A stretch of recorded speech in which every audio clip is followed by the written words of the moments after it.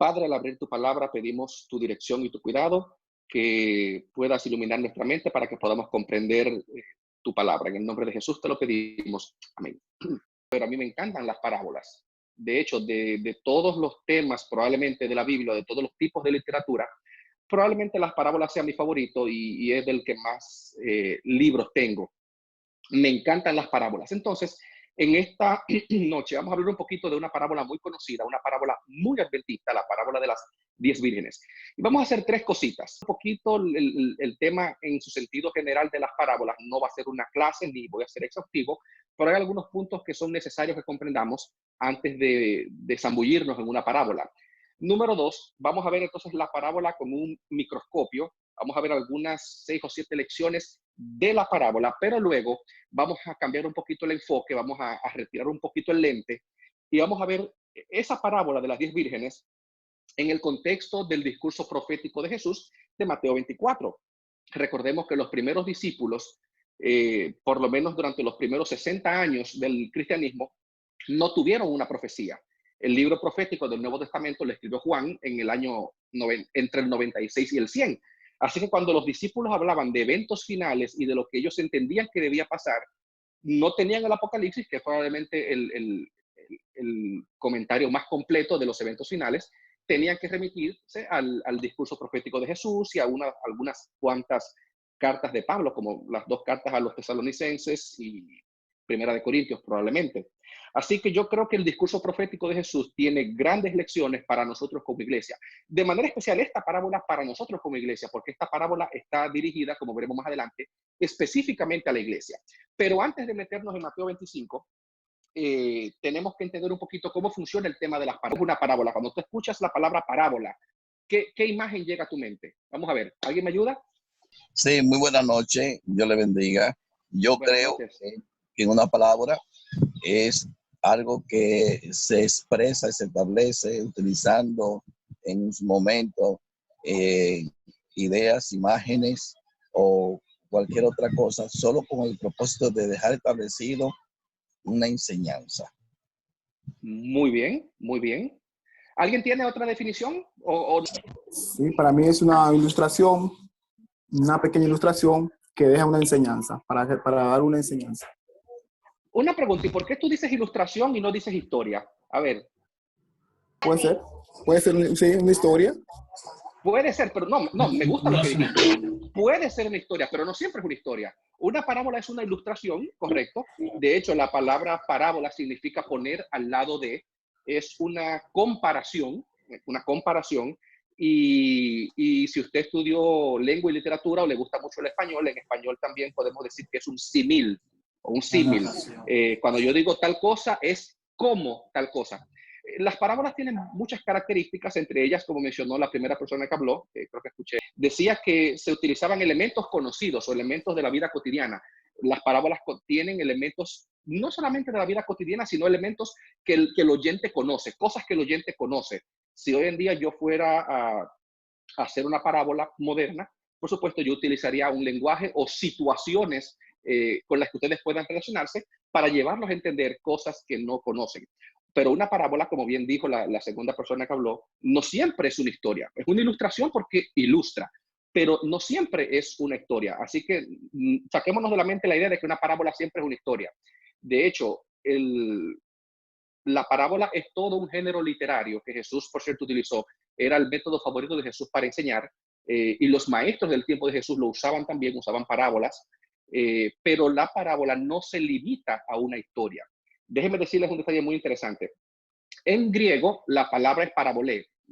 Lo digo no para que ustedes sepan que yo me sé la palabra, sino para que entiendan que la palabra en español tiene su origen en la palabra en griego. Sin embargo, en hebreo, la palabra para parábola era mashal. Y de nuevo, no lo digo para que usted se la aprenda ni para que usted sepa que yo me lo sé, sino porque hay un detalle muy interesante. Hay un libro de la Biblia que lleva como título mashal o parábola. Se atreve a decir qué libro de la Biblia se llama parábolas en hebreo. En español obviamente no hay ningún libro que se llame parábola, pero la palabra que en hebreo significa parábola, en español tiene otro nombre, pero hay un libro de la Biblia que está destinado completamente a parábolas y está en el Antiguo Testamento. ¿Alguien se atreve a adivinar cuál es. Y lo digo Proverbio. porque...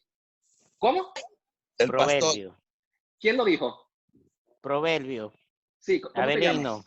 Abelino. Gracias, Abelino. Precisamente, el libro de Proverbios. Entonces, fíjate qué interesante. Cuando Salomón le puso ese nombre, Mashal, pero en español nosotros no decimos el libro de las parábolas, porque una parábola abarca mucho más que una historia. Una parábola puede ser una historia corta o larga, pero una parábola también puede ser un refrán o un proverbio. Por ejemplo, la parábola más corta de las que Jesús contó, la parábola más corta, está en Lucas 4:23.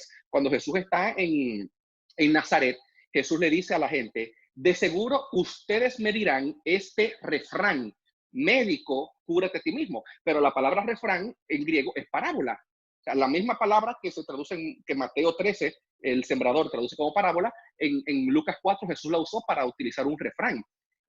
También puede ser una provocación. Por ejemplo, en Mateo capítulo 11, Jesús utiliza una parábola, pero que es una especie de burla para los dirigentes de aquel entonces. Ustedes están, dice Jesús, como los muchachos de la plaza que cantan. Les tocamos la flauta y no bailaron, endechamos y no lloraron. O sea, ustedes nunca están bien. Como diríamos esa parábola en dominicana, diría palo si boga y palo si no boga. Como quiere está mal. Entonces, también puede ser un proverbio. Fíjate que el libro de los proverbios tiene un elemento de la comparación. Vamos a tomar un proverbio conocido. El corazón alegre, ¿qué dice Salomón? Constituye buen remedio, pero el espíritu triste seca los huesos. Es una comparación. Esto produce esto, esto produce esto. Entonces, la parábola es un género muy amplio que abarca historias. En este caso es una historia, pero también puede ser una comparación. Por ejemplo, el reino de los cielos, dice Jesús, se parece a la semilla de mostaza. ¿En qué se parece? Bueno, en que es la semilla más pequeña, pero cuando crece es una planta la más grande de las hortalizas. Entonces, digo todo esto para que entendamos que cuando analizamos una parábola, muchas veces, en el 80 o 90% de los casos, la lección es una sola, porque una parábola es un símil, es una comparación. Puede ser también un proverbio o puede ser un dicho o un refrán. Digo esto de entrada porque cuando vemos la parábola de las 10 vírgenes, por ejemplo, corremos el riesgo, al igual como pasa con la parábola de el rico y Lázaro, así como pasa con la parábola de el buen samaritano o la parábola del hijo pródigo, nuestro impulso, y sobre todo nosotros como adventistas, porque tenemos una gran herencia profética y somos, como iglesia, somos expertos en profecía.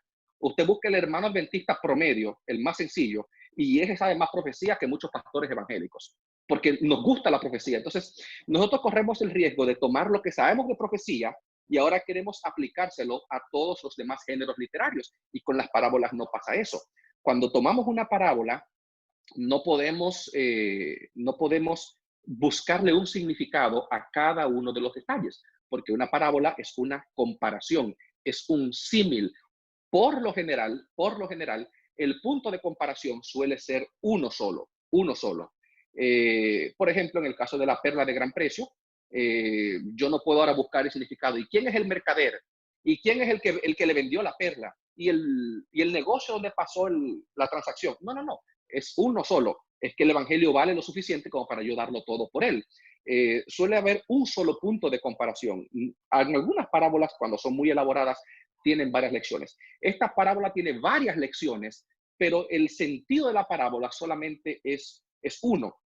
Así que ahora vamos a leer la parábola, pero no tome usted, por favor, mi querido hermano, la parábola de las vírgenes para hacer estadísticas espirituales. Por ejemplo, ¿cuántas vírgenes son? 10. ¿Cuántas son prudentes? 5. ¿Y cuántas insensatas? 5. Y de inmediato sale por ahí cualquier hermano que diga, bueno, eso significa que la mitad de la iglesia se va a salvar y la mitad se va a perder.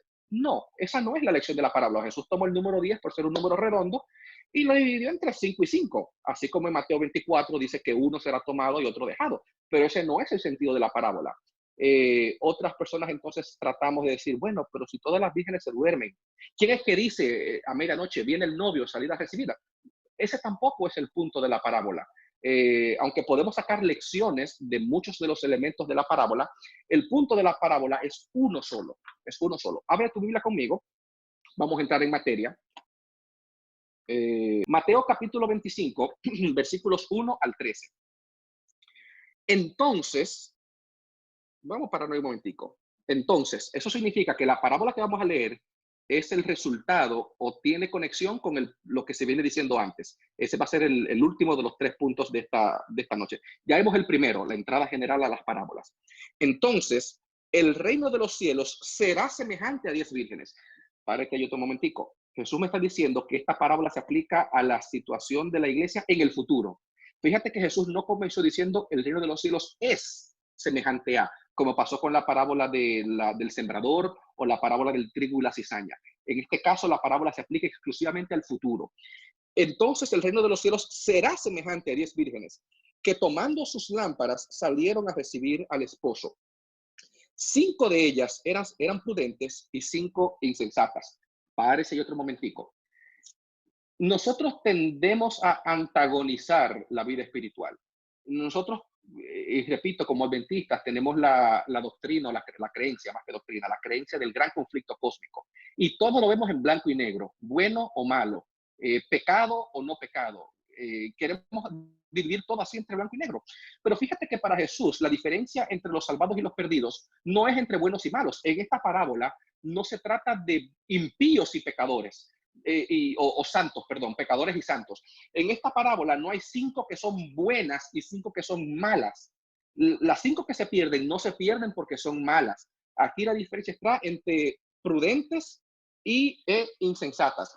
Así que si usted es un hermano en la iglesia que usted cree que se va a perder, que no le recomiendo que ande averiguando y juzgando eso, pero no veamos la iglesia en 2 tonos, blanco y negro. Hay personas, y lo leyó ahorita el hermano que leyó Palabras de Vida del Gran Maestro, el capítulo 29. Hay personas que están en la iglesia y simplemente son descuidados. No es que son malos, no es que andan tratando de ver cómo destruir el mundo o hacer que otros se pierdan. No, hay gente que son simplemente eso, insensatos, son tontos, son descuidados. Se les fue los frenos, se les fue la guagua, como decimos en Dominicana.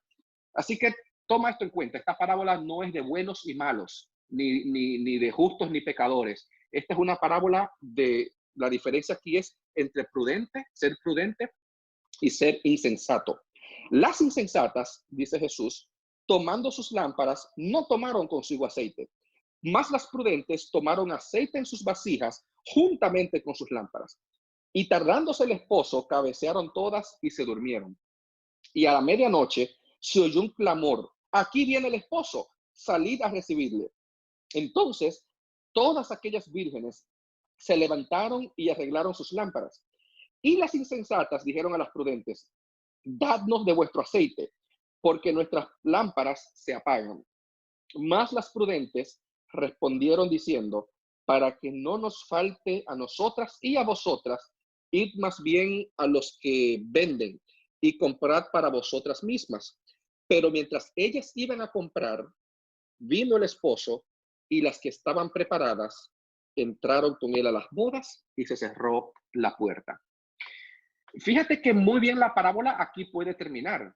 Aquí la parábola pudiera terminar perfectamente. Sin embargo, Mateo 25 resalta, hay otras parábolas donde Jesús resalta el lado positivo. En Mateo 25, con la parábola de las vírgenes, la parábola de los talentos, y el juicio de las naciones, Jesús resalta el fracaso. En estas 3 parábolas, Jesús, bueno, no 3, porque el juicio de las naciones no se sabe si es parábola o no, pero lo que Jesús resalta es el fracaso. El protagonismo lo tienen los que se pierden, para entender por qué se pierden. Versículo 11. Después vinieron también las otras vírgenes, diciendo: Señor, Señor, ábrenos. Mas él respondiendo dijo: de cierto os digo que no os conozco. Y aquí viene la lección. Y digo que aquí viene la lección porque ahorita vamos a abrir el micrófono para preguntas. Y mucha gente me pregunta, porque he hablado de esta parábola en otros lugares: ¿y de dónde consiguieron el aceite las otras? ¿Y qué significa el otro aceite? No significa nada. El punto central de la parábola es el versículo 13. Velad pues, ¿por qué? Porque no sabéis el día ni la hora en que el Hijo del Hombre ha de venir. Con esto en mente, vamos ahora a repasar la parábola con una especie de microscopio. Vamos a ver algunas lecciones que esta parábola, así de cerca, solo la parábola, nos enseñan a nosotros como iglesia y a mí como cristiano de manera particular. Fíjate que hay 3 lecciones, así cortititas, y a la vez 3 sorpresas que podemos sacar de esta parábola. Lección número 1 para nosotros como cristianos, y al final voy a abundar un poquito más sobre esto. Roberto Badenas dice que uno de los puntos inquietantes de la parábola, de esas cosas que pican, que como que nos llaman la atención, es el retraso del novio. Así que, hermano, número 1, Jesús declaró en Mateo 24 y 25 que la venida se iba a retrasar. Los discípulos estaban desesperados por saber cuándo serán estas cosas. ¿Qué señal habrá de tu venida de fin del mundo? Y Jesús dice, sí, pero no lo esperen ahora. No se vistan que todavía no es la fiesta. Se va a retrasar, se va a retrasar. Y tenemos que tener eso en mente. Jesús quiso decir con esta parábola, Jesús enseñó que la venida se iba a tardar más de lo esperado, más de lo esperado. Sin embargo, más sorprendente todavía es que aunque el novio se retrasa más de lo esperado, hay 5 vírgenes que están preparadas para un retraso inesperado. O sea, el novio se retrasa o el esposo se retrasa hasta la medianoche. Eso es inconcebible, eso es impensable. Pero precisamente de eso trata la parábola, de que estas 5 muchachas, las que eran prudentes, estuvieron preparadas para lo impensable, para lo inesperado, para lo que nadie está listo. La tercera lección de esta parábola, y se toma de la parte final del fracaso de las 5 insensatas, es que hay un punto de no retorno. Ellas consiguieron el aceite y llegaron a la fiesta, sí, pero ya no había tiempo, ya la puerta se había cerrado. El mundo tiene un punto de no retorno. Esas son las 3 lecciones. También hay 3 sorpresas, dije, ¿verdad que sí? Y esto tiene que ver mucho con la iglesia. Las vírgenes, las 10, parecen iguales, visten iguales, todas tienen lámparas, pero en el fondo no son iguales. Y este es un tema que a Mateo le llama mucho la atención. Fíjate que Mateo tiene en el discurso de Mateo capítulo 13, el discurso de las parábolas junto al lago de Galilea, la parábola del trigo y la cizaña, donde déjalo crecer juntos y al final habrá una separación.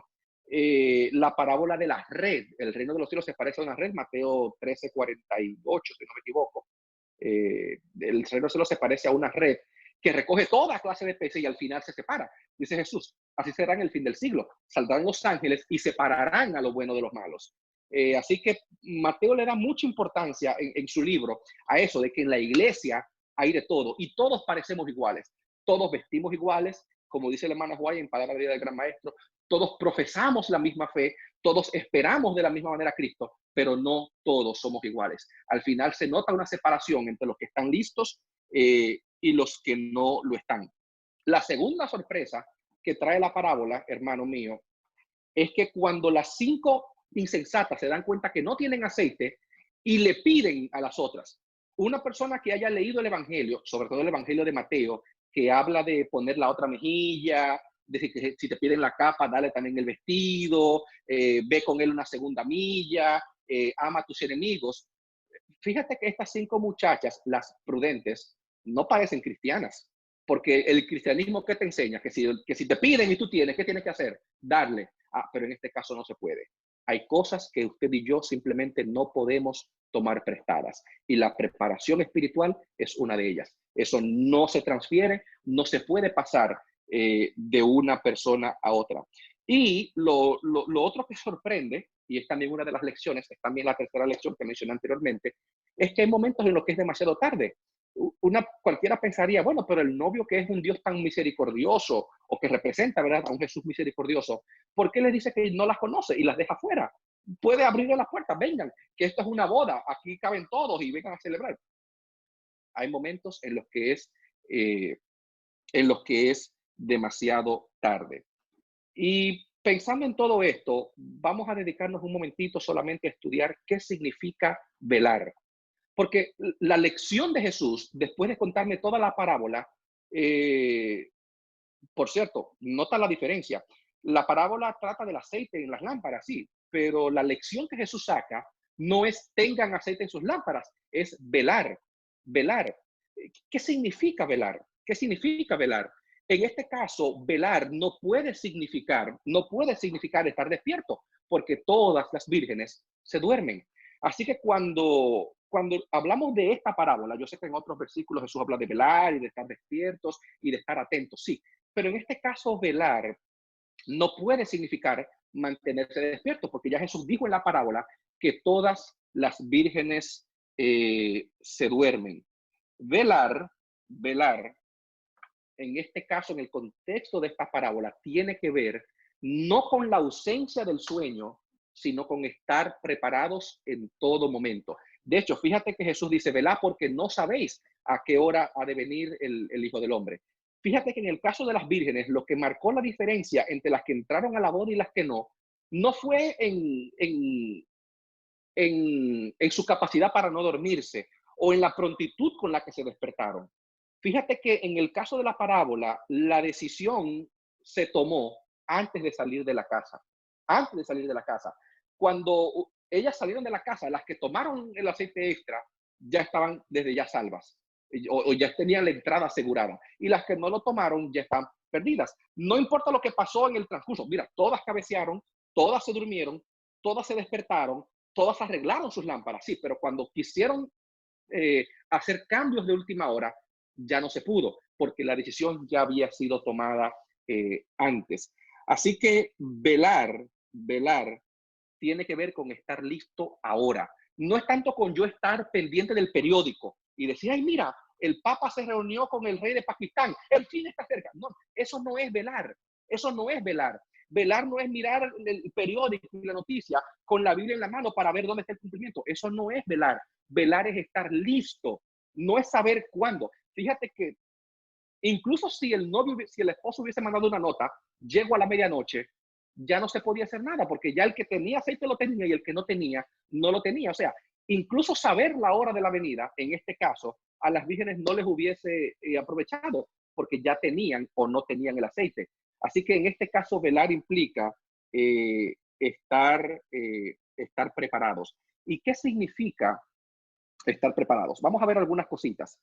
Elena G. de White menciona en Palabras de Vida del Gran Maestro que el aceite en las lámparas es un símbolo del Espíritu Santo, representa al Espíritu Santo. Sin embargo, el aceite en el contexto de la parábola, ¿para qué sirve? Sirve para las lámparas. ¿Y qué hace la lámpara? Dar luz. Fíjate que, como dije hace unos momentitos, velar está relacionado con estar listo y con tener el aceite. En Mateo capítulo 5, porque el mismo Mateo conecta sus discursos. En el primer discurso de que Mateo le dice de Jesús, Mateo 5, el Sermón del Monte, ¿qué significa la luz? La luz, y si ustedes se leen Palabras del Gran Maestro, el Elena G. de White, esa es la interpretación que le da la parábola. Tener el Espíritu Santo no se manifiesta solamente en yo estudiar la Biblia, en yo orar y en yo estar bien consagradito en mi iglesia. El Espíritu en mi vida, el aceite en mi lámpara se representa cuando yo doy luz. ¿Y qué es esa luz? Bueno, Mateo capítulo 5 dice, así alumbre vuestra luz y que los hombres vean por sus obras, glorifiquen al Padre Celestial. O sea, en otras palabras, tener el aceite en las lámparas implica estar preparado, pero estar preparado se nota por nuestras obras, por nuestras acciones. Mira lo que anoté aquí mientras preparaba esto. Velar no significa vivir en constante miedo de que perderemos la salvación, sino que significa o implica vivir siguiendo y obedeciendo los mandamientos de Cristo. Y entonces, si tú vives una vida de acuerdo a los mandamientos de Cristo, viviendo como Jesús nos mandó vivir, no importa si te duermes, porque no necesitarás, porque estarás siempre listo y no necesitarás hacer cambios de última hora. La incertidumbre de la venida, no saber cuándo Cristo vuelve, se vuelve irrelevante para el que siempre hace la voluntad de Dios. Mira lo que dice Elena de White en Palabra de Vida del Gran Maestro, página 344. La luz del sol de justicia debe brillar en buenas obras, en palabras de verdad y hechos de santidad. De hecho, las otras dos parábolas de Mateo 25, los talentos y el juicio de las naciones, abundan este punto, de que mientras esperamos la venida, nuestro trabajo es hacer el bien al prójimo. En eso consiste tener aceite en la lámpara, no solamente en lo que yo creo, sino también en lo que yo hago, El rey en Mateo 25, el juicio de las naciones, Mateo 25:31, no te va a preguntar si tú creíste las 28 creencias, te va a preguntar, ¿le diste hambre? ¿Me diste comida cuando yo tuve hambre? ¿Me diste agua cuando tuve sed? ¿Cuando estuve preso me visitaste? O sea, en este caso, el aceite en la lámpara, que es el Espíritu Santo, se manifiesta por la forma en la que tú y yo vivimos el Evangelio.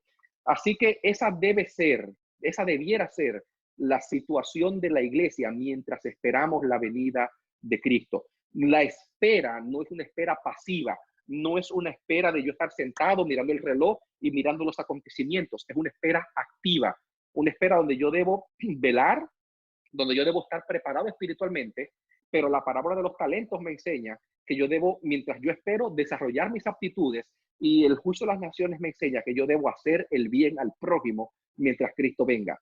Nosotros no podemos vivir engañados y creer que estar listos para la segunda venida consiste en memorizarme las profecías. No me malinterprete. Mientras más usted conoce profecía, mejor. Por algo Jesús dio la profecía, por algo está en la Biblia, sí.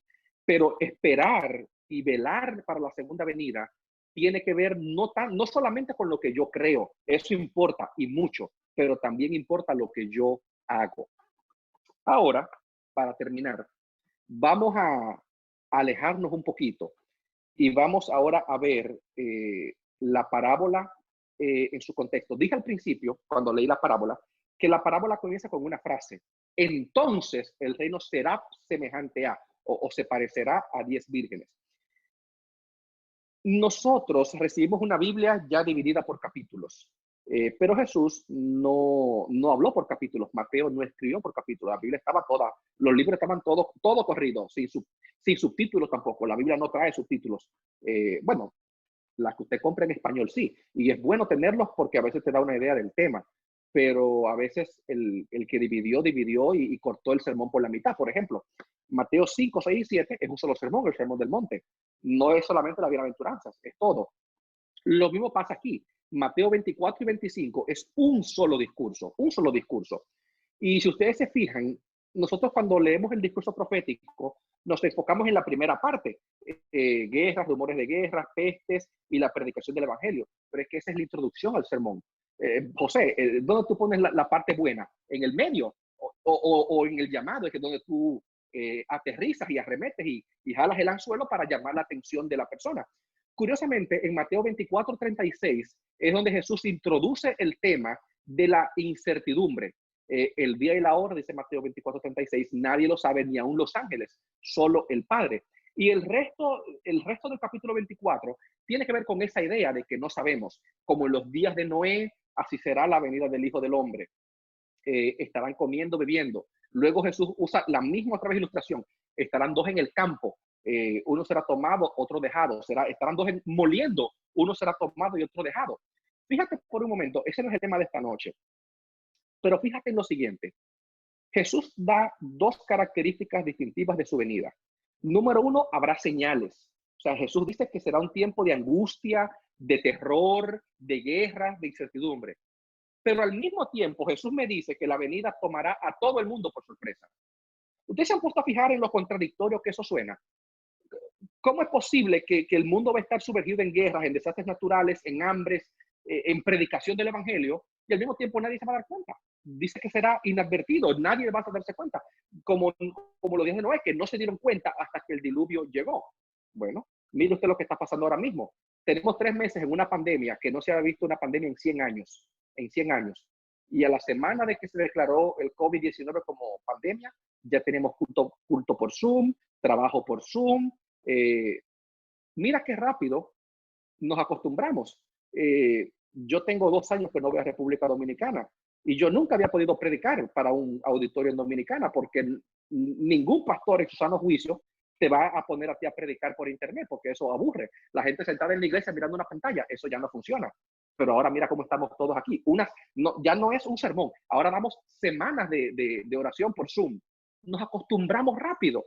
Entonces Jesús dice, sí, habrá señales, será un periodo de incertidumbre, pero la gente se acostumbra tan rápido a las cosas que nadie lo va a notar como una señal, a menos que usted sea de los elegidos que está pendiente a las señales. Entonces, en medio de esa idea de que la venida será inesperada, Jesús contó 2 parábolas. dos parábolas. Nosotros conocemos la parábola de las 10 vírgenes, pero no conocemos el hermano gemelo de la parábola de las 10 vírgenes. Jesús muchas veces contaba parábolas gemelas. Por ejemplo, la perla de gran precio y el tesoro escondido son parábolas gemelas. Están una al lado de la otra y ambas expresan la idea de algo precioso que se adquiere vendiendo todo lo que se tiene. Lo mismo pasa en Mateo 25. Para poder entender bien el último punto que tenemos que entender que Mateo 25, 1 al 13, las 10 vírgenes, es una parábola gemela de la parábola que sigue antes, o perdón, la parábola que está antes. Abre tu Biblia en Mateo 24, versículo 45 al 52, al 51. Mateo 24, 45 al 51. Mira la parábola que Jesús contó justo antes de las vírgenes. ¿Quién es, pues, el siervo fiel y prudente, el cual puso su señor sobre su casa para que les dé alimento a su tiempo? Bienaventurado aquel siervo al cual, cuando su señor venga, le halle haciendo así. De cierto os digo que sobre todos sus bienes le pondrá. Pero si aquel siervo malo dijese en su corazón, mi señor tarda en venir, y comienza a golpear a sus consiervos y aún a comer y a beber con borrachos, vendrá el señor de aquel siervo en el día que éste no espera y a la hora que no sabe, y lo castigará duramente y pondrá su parte con los hipócritas. Allí será el lloro y el crujir de dientes. Usted puede encontrar los puntos de conexión entre la parábola de los dos siervos y las vírgenes. Déjeme darle solamente dos. Número uno, en ambos la venida del Señor o del esposo es inesperada, es a la hora que no se sabe. Y número dos, ¿qué palabra utiliza Mateo en Mateo 24, 45 para describir al siervo bueno? ¿Qué palabra usa? ¿Quién es, pues, el siervo fiel? ¿Y cuál es la otra palabra? Prudente, prudente. ¿Y las vírgenes cómo son las que se salvan? Las 5 que entran a la boda. Prudentes también. Las dos son dos parábolas de la prudencia y las dos están una al lado de la otra para enseñarnos cómo hemos de esperar. Y yo creo que esta debiera ser la principal lección para nosotros como iglesia.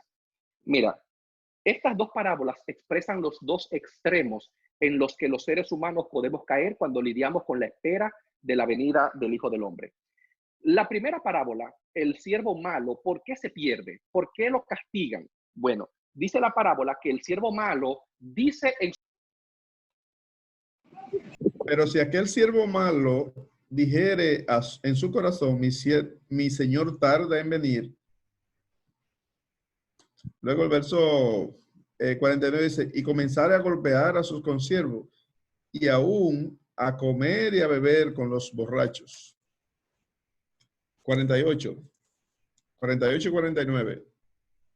Mira, el siervo malo se pierde porque él dice en su corazón, falta demasiado para la venida, mi señor se está retrasando. Y entonces él se descuida y empieza a comer, a beber y a tomar con los borrachos. Hay muchas personas que se van a perder porque creen que la venida está tan lejana que descuidan su preparación. Esto se aplica mucho más a los de afuera que a los de adentro. Hay mucha gente que cuando mira el panorama mundial y se dan cuenta que los chinos, los musulmanes y los hindúes son la mitad de la población mundial y todavía no se les ha predicado el evangelio como es debido a ellos, dicen, no, Cristo no viene ahora, faltan 60 años, faltan 100 años, y empiezan a poner fecha de que falta mucho. Y entonces empiezan a trabajar, a comprar casa, que no es malo que usted prospere en su negocio, pero cuando usted descuida su preparación espiritual, usted se está condenando. Entonces, la primera parábola, el problema del siervo malo es que él dice, mi señor se tarda en venir. Eso no viene ahora, eso viene mucho después, así que yo no me voy a preparar. Pero en la segunda parábola, que yo creo que es una parábola bien adventista, el extremo es el opuesto. Es el opuesto. Mira lo que dice Palabras de Vida del Gran Maestro, página 335. Hablando de las 5 insensatas, no presumieron que habría una demora tan larga y no se habían preparado para la emergencia. Mira, es tan peligroso creer que la venida está muy lejana y no prepararte para la venida hoy, como pensar que la venida es tan cercana que no te preparas para largo plazo. ¿Me doy a entender? Es tan peligroso creer que falta mucho para la venida y que tú puedes postergar tu preparación, como creer que la venida está tan cercana que no te preparas a largo plazo. Y yo creo que ahí es donde está el error de los adventistas, nuestro. O sea, ahí es donde yo debo ver el llamado para mí.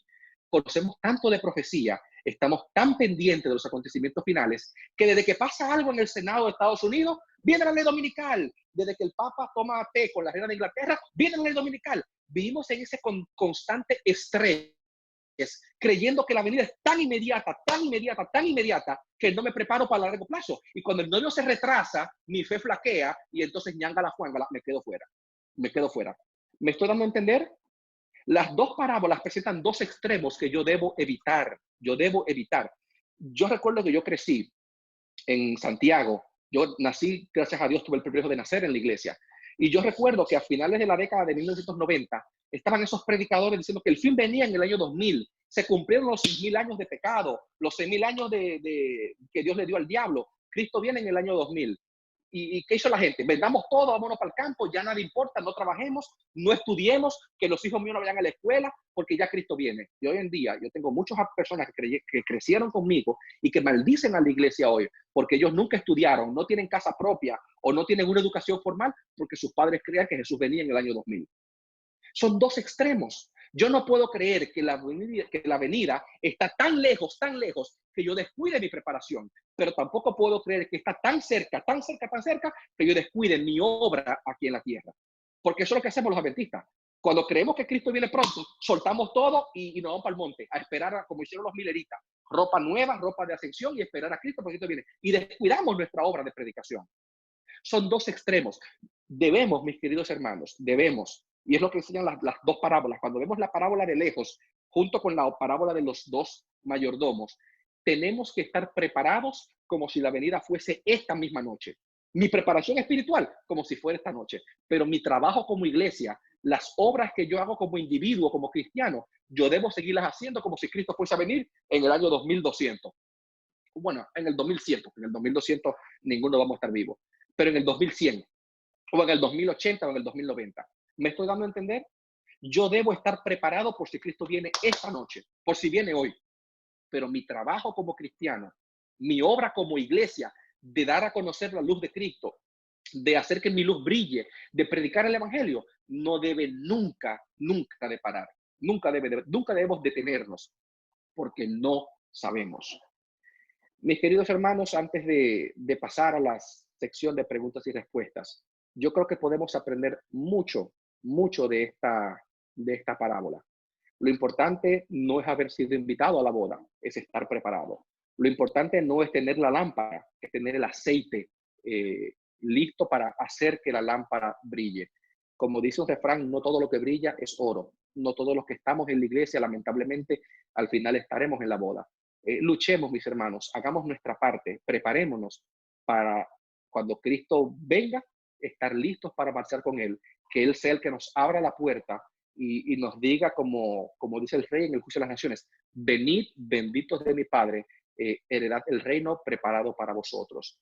Es mi deseo, mi querido hermano, que yo pueda verte a ti en ese lugar, que en esa fiesta de boda, que el reino es una boda, es una fiesta, es una ocasión de gozo, que tú y yo podamos estar allí gozándonos en la presencia de Dios y que sobre todo podamos hacer desde ahora nuestros preparativos, que siempre podamos estar listos, pero que nunca dejemos de hacer que nuestra luz brille y dejar de predicar para que otros conozcan de Cristo Jesús.